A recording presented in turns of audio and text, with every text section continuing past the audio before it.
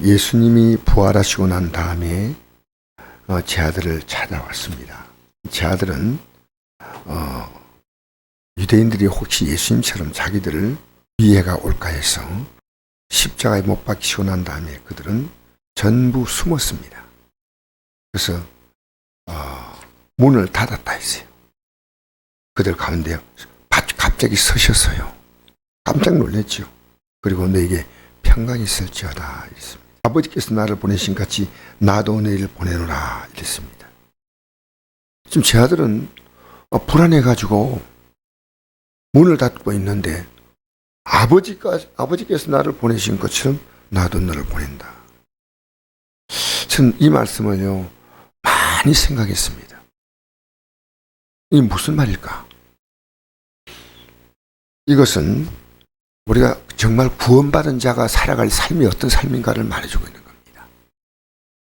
구원받은 자는요, 구원받기 전의 삶과는 전혀 다른 삶이에요. 목적이 달라진 사람이 구원받은 사람이에요. 그러니까 이제 너희들이 거듭나서 위로부터 났다면 위로부터 났기 때문에 하나님이 너를 이 땅에 보낸다는 겁니다. 육으로 태어난 사람은 육이요, 영으로 태어난 영이 아닙니까? 우리는 어떤 의미에서는 가족관계도 새롭게 성립됩니다. 왜? 나는 위로부터 왔어요. 그러니까 아버지께서 나를 이 땅에 보내신 것과 똑같이 너희들이 이 땅에 살아있는 것은 나도 보낸다는 겁니다. 왜 보냅니까? 이제는 복음 때문에 예수님이 이 땅에 육신의 힘을 입고 오셨듯이 너희들도 복음 때문에 산다는 겁니다. 살아야 할 이유가 하나밖에 없다는 겁니다. 여러분, 이거 이해가 됩니까? 복음 때문에 사는 겁니다. 그래서 이런 빌립보서 1장 보면요, 내가 지금 떠나서 주와 함께 있는 것이 훨씬 더 좋으나 내가 있는 것이 너희에게 유익하다. 그래서 내가 나로 말미암아 너희들이 자랑할 것이 많기를 원한다. 주 앞에 설 때 그때. 우리는요 이제 육의 삶을 위해서는 이 땅에 사는 게 아니고요 영의 삶을 위해 사는 겁니다.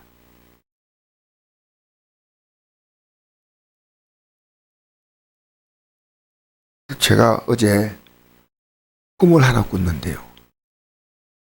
제가 이 목사의 나이가 아니고요 청년시대요. 청년인데요. 청년인가 학생 시절인데요. 어떤 광장에 막 전도하러 사람들이 왔는데요. 나도 예수 안 믿는 줄 알고 어떤 사람이 같이 그 모임에 참여시켜서요. 내 등에 손을 얹고 또 다른 청년이 학생의 손을 얹고요. 기도를 하는 거예요. 앞에서 목사님이 뭐라 막 얘기하는데. 그게 어제 꿈이었어요. 오늘 밤은 꿈 꾸고요. 나도 이렇게 복음 전해야 되겠다. 그런 생각을 했어요. 여러분, 우리 거듭난다는 게 뭔지 압니까? 예배당에 나오는 게 아니에요. 삶의 목적이 바뀐 겁니다. 그래서 저는 어디 가더라도요, 내 거듭난 게 확실한 순간이 뭐냐면요, 내 직장을 그만둘 때입니다. 제가 다니는 그 직장이 그 당시에는요, 우리나라에서 최고로 좋은 직장에 속했습니다. 그만큼 월급 준 데가 없었어요. 최고로. 그 지금도 내가 그때 직장 얘기를 하면요, 우리 목사님 가운데 한 분이 그때 우리나라의 은행에서 근무했는데요. 자기 은행보다 월급이 훨씬 더 많았다 얘기를 하더라고. 은행보다. 은행이 그때 월급을 최고 많이 주는 시대인데. 근데 저는 복음의 가치가 딱 내 안에 들어온 줄 알아요. 이 세상 것이요, 아무것도 아닌 거예요. 아무것도 아닌 거예요. 그래서 내가 세상이 이렇게 보이는구나 이렇게 생각했어요. 그리고 그 아내도 여보 그만두라 이 말을 하지 않더라고요. 아내가 막 더 이랬으면 내가 좀 생각을 했을 건데 아내도요 뭔가 뭐 홀린 사람처럼 따라오는 거예요. 같이. 그래가지고 지금 어쨌든 그랬어요. 나는 오늘 이 아침에 뭘 전하냐면요, 복음이에요. 복음을 내가 접한 순간에 우리는요 모든 삶의 시스템이요 달라지는 겁니다. 근데 과거에 우리가 달라졌다가 다시 또 세상 시스템으로 돌아간, 너희가 이 빌립보서 3장에 보면 이런 말씀 있잖아요. 성령으로 시작했다 육체로 돌아간다는 말씀이 있습니다. 그래서 아버지가 나를 보내시는 것은 우리를 구원하려고 보냈고요. 아버지가 예수님을 보내시는 것, 예수님 나를 보내셨을 때 이 말은 예수님이 있다고 하는 것은 우리를 구원하기 위한 겁니다. 나도 너를 보낸다는 이 말은요, 그 복음을 너는 전하라는 겁니다. 그 복음을. 그래서 하나님의 아들은 이 땅에 두 가지 사명입니다. 하나님의 친아들, 독생자는요, 우리를 구원하기 위해서 이 땅에 오셨고, 우리는 하나님의 양자 아닙니까? 네? 그 복음을 전하기 위해서 있기 때문에 우리는 하나님의 똑같은 아들이에요. 그러면서 이렇게 말씀합니다. 성령을 받아라. 성령 받아야 이 가능하다는 겁니다. 성령. 그리고 너희가 누구의 죄인지 사하면 사해질 것이요 누구의 죄인지 그대로 두면 그대로 있으리라. 이제는 제3의 권세가 있다는 거예요. 무슨 말인지 압니까? 예수님을 믿는 사람이 누군지요, 그 믿음 안에 제3의 권세가 있습니다. 우리는요, 이 땅에 자기의 죄 문제 해결하지 못하면요, 죄악으로 행벌을 하는데, 예수를 믿음으로 누구든지 그 죄가 용서받는 거예요. 어떠한 죄라도. 그러니까 이게 사람이 죄를 용서한다는 게 아니고 복음을 전해야 그 사람 죄가 용서받는 거예요. 그 다음에 복음이 들어가잖아요. 그럼 자기 죄 사선 맞아. 예수 그렇게 영접하니까. 그러니까 여러분 지금 왜 죄 가운데 산지 알아요? 여러분 살아가는 거요, 진짜 자녀가 예수 믿잖아요. 불의하지 않습니다. 왜냐? 복음이 있기 때문입니다. 그러니까 복음이 들어가면요, 죄 있는 삶을 짓다가도 너 하나님 말씀 이렇게 해서 딱 그쳐요. 근데 과거에 은혜 받았지만 지금 그렇게 살아가면요, 성령으로 시작해 육체로 맞췄어요. 근데 빌립보 3장에 보면요, 육체로 맞췄는데 그거 빨리 안 돌이키잖아요. 그들의 신은 배요. 그들의 영광은 부끄러움이 있고, 그들의 결국은 멸망이라 나와요. 우리 복음 전하는 게요, 그 인생에 살이 걸려있는 문제입니다. 정말 중요한 문제입니다. 내가 이 땅에 왜 사느냐?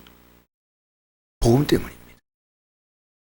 그래서 우리의 삶이요, 다가올 영광을 바라보지 못하고 이 땅의 삶에 다시 우리의 마음을 빼앗겨버리면요, 우리는 방하다 끝납니다. 우리는요, 예수님의 십자가의 공로에 가치를 알아야 돼요. 저는 설교가 제가 복음 전하는 가장 중요한 수단이에요. 여러분요, 여러분 가장 가까이 있는 사람이 있지 않습니까? 가족들에게 복음 전합니까? 매일 전하셔야 돼요. 나는 조금만 도움이 될 것 같으면요, 우리 카톡으로 큰아들, 작은아들, 큰아들, 며느리 다 보내요. 그래서 우리 같이 공유하자. 이렇게 복음 전해야 됩니다. 제일 중요한 것은 나 자신에게 다시 확인해 보는 겁니다. 내 삶의 가치가 지금 어디 있는가? 썩어짐의 종로를 하고 있는가? 하나님의 자녀의 영광의 자유에 이르고 있는가? 잘 생각하셔야 돼요. 그래서 여러분, 우리는요, 내가 복 받지 않습니까? 복 받으면 환경을 복 주셔요. 내가 하나님 앞에서 잘못되면요, 환경이 저주받아요. 어제 저녁에 말씀드린 겁니다. 자, 사도행 1장 1절에 8절 한번 읽어볼까요? 시작. 그들이 모였을 때 예수께 여짜와 이르되 주께서 있을 날을 회복하심이 이때니까 하니 이르시되 때와 시기는 아버지께서 자기의 권한에 두셨으니 너희가 알 바 아니요 오직 성령이 너희에게 임하시면 너희가 권능을 받고 예루살렘과 온 유다와 사마리아 땅까지를 내 증인이 되리라. 여러분, 유대인들은 아무리 복음 전해도 그들의 관심은 나라입니다. 나라. 오늘도 대한민국에 얼마나 관심이 많은지 몰라요. 우리는요, 우리가 아무리 지금 문제가 있어요, 이스라엘만큼 문제가 있는 거 아니에요. 그 당시에 나라의 주권을 다 뺏겼습니다. 그러니까 예수님 부활했으니까 그 능력으로 이 나라 회복하십니다. 아니야. 성령이 임하시면 권능을 받고, 권능이 뭡니까? 복음의 능력이 권능이에요. 복음 전파가 사도 바울의 꿈이었습니다. 내가 복음을 전할지라도 찬한 것이 없으면 내가 부득불할 임이라. 만일 복음을 전하지 않으면 내가 화가 있을 것이로다. 내가 내 자유로 이것을 행하면 상을 받으리라. 내 자유로 아니한다 할지라도 나는 사명을 받았노라.